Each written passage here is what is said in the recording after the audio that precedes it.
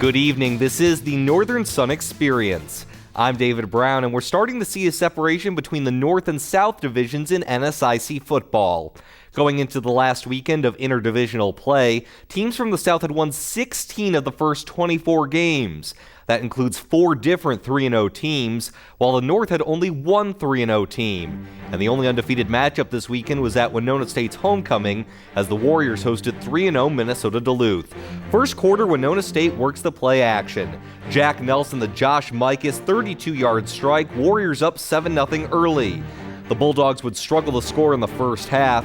This 30-yard field goal by Andrew Breeze would cut the Warrior lead to 7-3 at halftime. Second half, more play action from Nelson. A fake Statue of Liberty on this 57-yard connection to Allen May. 14-3 Winona State in the third. But the Bulldogs would fight back. Drew Bauer to Nate Ricci, 12 yards out. That ties the game at 21 with just 10 minutes to go. After the Warriors go 3 and out on their next drive, Bauer hits Ricci again. 28-21 Bulldogs, and that would be your final. Minnesota Duluth comes back to remain undefeated. Another undefeated team, Minnesota State, was at Bemidji State. Beavers actually lead this game 10-6, but they couldn't hold on for long. Third quarter, Ricky Lloyd to Dorian Buford, 24-yard strike, gives the Mavs a 13-10 lead, and they would not relinquish it. Later in the third, Lloyd and Buford hook up again, this time from 30 yards out. That increased the Maverick lead to 20-10. Fourth quarter, Lloyd decides to keep it himself. Off the play action, 34-10 at that point, and the Mavericks stay hot, going 4-0 with a 34-16 win at Bemidji State. Sioux Falls also hoping to remain undefeated as they travel to Moorhead to take on the Dragons. President Ann Blackhurst delivering the game ball via helicopter. We'll have more on her later. First quarter, Cougars on the move. Luke Papillion decides to take it himself, 20-yard QB keeper, and USF's up 7-0 early. Later in the first, it's all reliable Nephi Garcia with a 1-yard plunge to make it 14-0. And the gas pedal would stay firmly on the ground. Play action this time as Papillion hits Brady Rose from 9 yards out, 21-0 at that point. Still in the first quarter, Papillion with another option play, and once again he decides to keep it himself. 28-0 at that point, the Coup dropped 35 in the first quarter, en route to a rout, 73-21 over the Dragons. The other Sioux Falls school, Augustana, looking to defend its turf against UMary. You saw that game live right here on Midco Sports Network. And this one was all Vikings. First quarter, Trey Hyde working the play action to perfection, hits Matt Gary's 61-yard strike, 7-0 Augustana. Second quarter now, Augie working the ground game as CJ Ham gets in from 1 yard out, 14-0 Vikings. Late second quarter, Augie caps its 2-minute drill in style. Hyde hits Matt Heller on the 34-yard fade, 24-0 Vikings at the break. Second half, Augie would run away with it.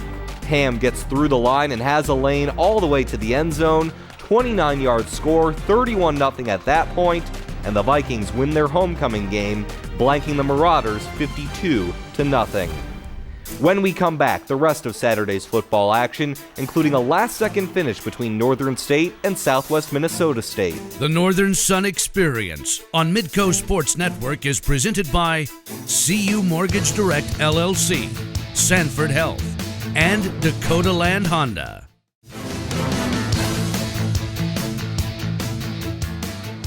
Welcome back to the Northern Sun Experience. Well, Northern State seems to like things away from Swisher Field in Aberdeen. The Wolves have lost their 2 home games this season by a combined 65 points, while winning their only road games so far at Concordia St. Paul in Week 2. On Saturday, Northern State was on the road again, taking on Southwest Minnesota State in Marshall. And this one had quite a bit of scoring from all areas, starting with special teams. Andrew McReynolds fields the punt for the Mustangs, goes one way, reverses field, gets a couple of blocks, and he is gone. 89 yards to the house, a new school record. SMSU up 7-0. Tied at 7 now in the second, Northern State works the play action. Jared Jacobson to Jared Hannigan. Women must be swooning everywhere because he went to Jared. 51-yard strike makes it 14-7 Wolves. Later in the second, a much shorter touchdown this time as Nick Trewin leaps in from 2 yards out. 21-13 Northern State. Later in the half, Mustangs try to keep it close.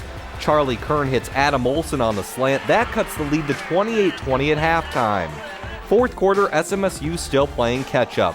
Kern hits Nathaniel Hewitt for the score. That makes it 37-35 Northern. We're tied at 43 with just seconds to go when the Wolves' Nathan Shaw hits a 36-yard field goal as time expires. Northern wins a shootout 46-43. In another all-Minnesota battle, Crookston visited Concordia St. Paul. First quarter, Jared Russo finds his favorite target, Cordell Smith. 46-yard pitch and catch, Golden Bears take an early 7-0 lead. The Golden Eagles try to claw back, but Ben Buchholz is picked off by Chaz Roberts. The Golden Bear defense was on its game. Second quarter now, Russo finds Smith again in the back of the end zone, 2-yard strike, 20-3 Concordia at halftime. Second half, Golden Bears shine brighter than the Golden Eagles. Russo airs it out to a wide-open Sammy Bosham, 30-3 Concordia, and then they decide to work the ground game as Trey Spears follows his blockers en route to a 24-yard score.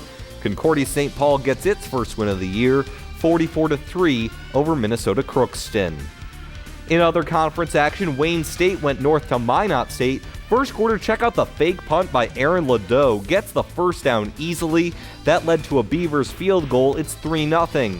Later in the first, Wildcats strike back. Ryan Ludlow gets in from 1 yard out. Wayne State leads 7-3. 17-3 at halftime when Minot State strikes back. Zach Kuna to Glenn Burrell, 76 yards in stride. That cuts the lead to 17-10. It's now 20-10 when Burrell gets his second score of the day, evading tacklers on the short comeback, 20 yards to the house. That cuts the lead to 20-17. The Beavers would have one last chance to tie or possibly take the lead, but Kuna is sacked, he fumbles, and it's recovered by the Wildcats. Wayne State runs out the clock from there in a 20-17 road victory. The last of the unbeatens, Upper Iowa took on St. Cloud State. Tied at 7 in the first when Cole Jaschke hits a diving Trey McTaggart in the end zone. 14-7 Peacocks in the second. They're up 17-7 now when the Huskies respond with this 1-yard touchdown by Liddell White. Third quarter, Jaschke finds a wide-open Derek Giesking from 20 yards away. That gives Upper Iowa another 10-point lead, but the rest of the game would be a battle of the backs. White tries to go right, he's stuffed, reverses field, and he is gone. 67 yards to pay dirt. The lead is cut once again to 3 at 24-21. A field goal ties it at 24 when Chris Smith gives the Peacocks the upper hand once again. This 14-yard scamper gives Upper Iowa a 31-24 lead midway through the fourth. Huskies driving, and watch this. Nate Meyer fumbles near the goal line, but it's recovered by White in the end zone. We're tied at 31 late in the fourth. But Upper Iowa mounts one last drive, and Smith finds some room and gets in. 19-yard touchdown with just 5 seconds left. Check it out again. They were just trying to center it for a field goal, but Smith takes it all the way. 208 yards, 3 touchdowns, including the game winner, as Upper Iowa moves to 4-0 with a thrilling victory over St. Cloud State. Well, here's a look ahead to Saturday's football slate. The 1 p.m. games kick off with St. Cloud State looking to get back on track. They're at winless Minnesota Crookston. Winona State travels to Nebraska for Wayne State's homecoming. At 2, Minnesota State has its homecoming game hosting Southwest Minnesota State. Minot State visits Northern State for Gypsy Days in Aberdeen. Bemidji State is at UMary, while all the 4-0 teams get to start division play at home. Undefeated Sioux Falls hosts Concordia St. Paul.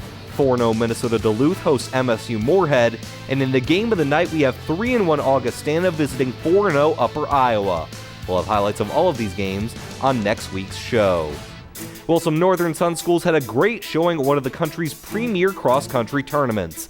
Highlights from the Roy Griak Invitational are next. The Northern Sun Experience on Midco Sports Network is presented by CU Mortgage Direct LLC, Sanford Health, and Dakota Land Honda.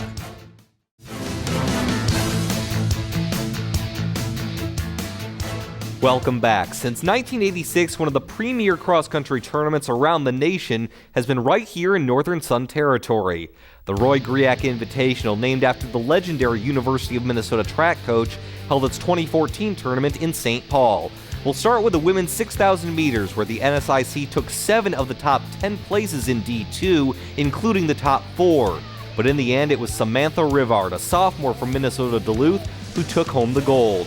She finished with a time of 22:02.8, a full 10 seconds ahead of Sasha Hoven from Northern State, who took second. Minnesota Duluth also took home the team championship, and after the win, Rivard discussed how her training propelled her to victory.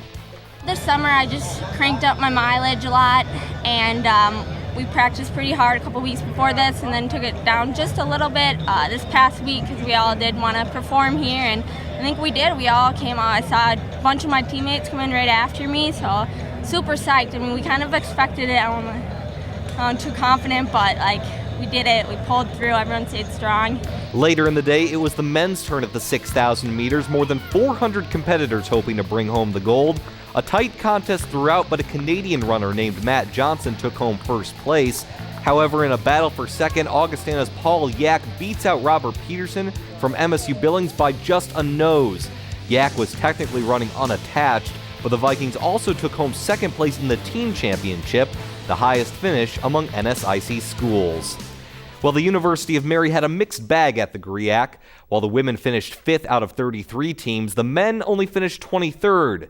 But considering that most competitors were underclassmen, it shows the Marauders are definitely a team on the rise. Our UMary correspondent Marissa DiCandido takes a look at how the team is using its youth to build for the future. As soon as the Marauders cross-country runners lace up their shoes, it's time to put in some serious work. 94. Because for these runners, good isn't good enough. We still got a lot of work to do, really. We're a really young team. So we're happy with a lot of performances, but we're definitely just gonna keep the grind going. We got a lot of work to do still, that's for sure. There's only 4 seniors on the entire team, 2 men and 2 women. But that's not necessarily a bad thing. This year's team has a lot of depth, especially on the women's side. We're 6, 7, 8, 9, 10 girls deep this year. And so when somebody gets sick or somebody gets hurt, hopefully we can fill those roles very easily. That can only happen if every individual is in top shape physically and mentally. That's why Coach Newell combines runs, strength workouts, and recovery routines in their training. If people just looked at it and said, well, I can run 45 minutes to an hour every day, and so can I. It doesn't mean I'm going to be a great athlete. It doesn't mean I'm going to be a true champion or reach my potential. Like anything else, any other sport, I don't think we're really that different than anybody else out there. We have to do a plethora of different things to really, really reach our potential. And Newell says to be a true champion, you have to develop teamwork just as much as you develop skill. In the middle of a race, you're halfway through and your legs are tired and you just don't want to keep going. It's so easy to just quit and stop and say, Coach, I can't do it. But then you think about your teammates, who you're running for. You're not running for yourself, you're running for your teammates. Although the women are currently ranked nationally, that doesn't mean much to this team. They say they have a long way to go before reaching their goal of making it to nationals. Well, speaking of running, we showcased one avid runner from Minnesota State Moorhead a few weeks ago, and it just happens to be the school's new president. Dr. Ann Blackhurst has always been a fan of keeping in shape, and she used that passion this past week to raise money for scholarships. MSU Moorhead correspondent John Wepking has more. The Wednesday night of Dragon Homecoming 2014 held an unprecedented event for MSUM. Our new president, Dr. Ann Blackhurst, raised over $1.2 million by running 50 laps around the Ron Masons track at Nemzik Stadium, making it the most successful fundraiser in MSUM history. Not only did she run for over 2 hours, she also ran up the tab of $50,000 of her own money. Her personal pledge of $1,000 per lap was one of many pledges to raise funds for MSUM students. The biggest gift of all was the 50th lap, where locally headquartered Shields celebrated the last lap with a total gift of $1 million. The funds going to MSUM makes the students the real winners, but all night long, students won prize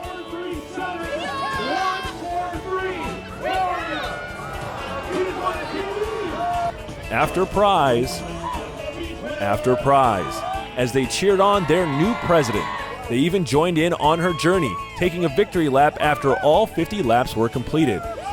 Blackhurst is an avid long-distance runner, frequently running marathons, but this road race was unlike any she'd done before, kicking off her presidency by doing what she loves for the students she loves. All right, joined here by President Ann Blackhurst, just ran 50 laps for the long run, the largest fundraiser in MSUM history with over $1.2 million, including $50,000 of your own. I know it's kind of bittersweet saying goodbye to all that money, but you're probably pretty excited to what it's going towards. I am. I'm so excited for many reasons. One, the support tonight was absolutely overwhelming, especially from our students, and that feels really good. I'm excited because we raised over $1.2 million, and a lot of it is going towards student scholarships. It's all going to things that benefit students. And I'm really excited because a lot of people invested in MSUM, community members, alumni, students, faculty, staff, and that feels really good to know that people believe we are worth it. That's really what I wanted to convey tonight with my own donation, with my run. I believe in MSUM. I believe we're worth the investment. When we come back, our Under the Northern Sun feature showcases Augustana College, where we spend the day in the life of a Viking volleyball player. The Northern Sun Experience on Midco Sports Network is presented by CU Mortgage Direct LLC, Sanford Health, and Dakota Land Honda.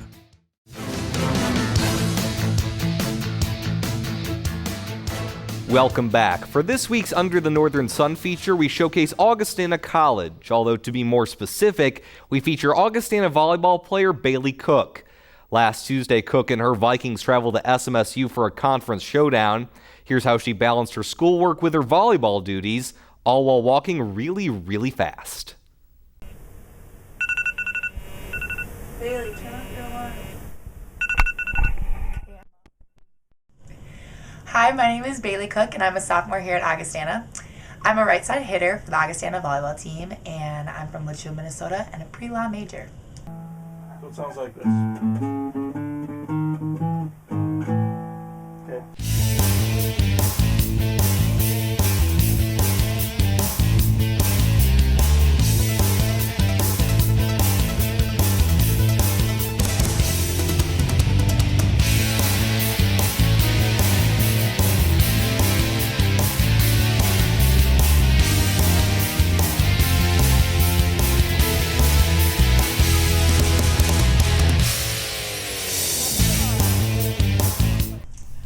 Right now, I'm going to politics in a diverse world.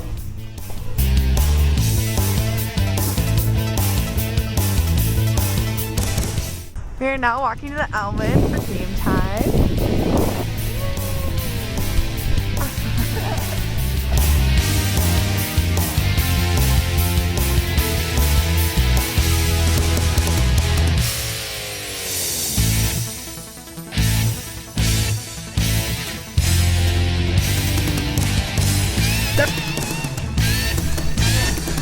And the team!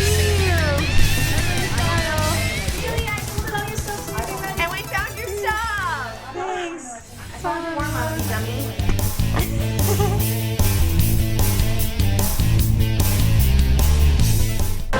This is Courtney reporting live from MSU Moorhead, where the Augustana Vikings are about to take on the Mustangs. We're going into the locker room. Let's go. Here's Bailey Cook. What do you have to do tonight to pull out a big W? Teamwork makes the dream work. What are your goals going into the game? Just stop. There you have it. Augustana volleyball team.